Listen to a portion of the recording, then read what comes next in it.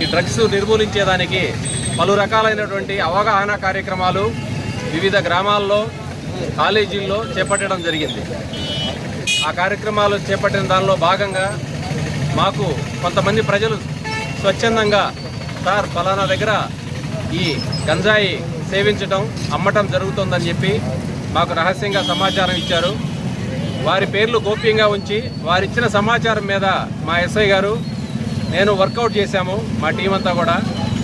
దానిలో భాగంగా గంజాయి విశాఖపట్నం ఒరిస్సా బోర్డర్ ప్రాంతాల నుంచి తీసుకొని వచ్చి కోవూరు చుట్టుపక్కల మరియు నెల్లూరు నగరంలో వెంకటేశ్వరపురం, ఎన్టీఆర్ నగరు, బాలాజీ నగర్ ఏరియాల్లో అమ్మేటువంటి ఒక 6 మంది వ్యక్తుల్ని గుర్తించడం జరిగింది.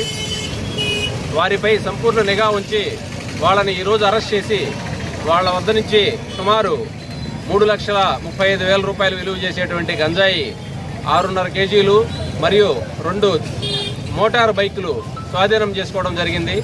వాళ్ళను అరెస్టు చేసి చట్ట ప్రకారం వాళ్ళకి కఠినంగా శిక్ష పడే దానికోసంగా కోర్టు వారి ముందు ఈరోజు వాళ్ళని హాజరుపరచడానికి ఏర్పాటు చేయడం జరిగింది.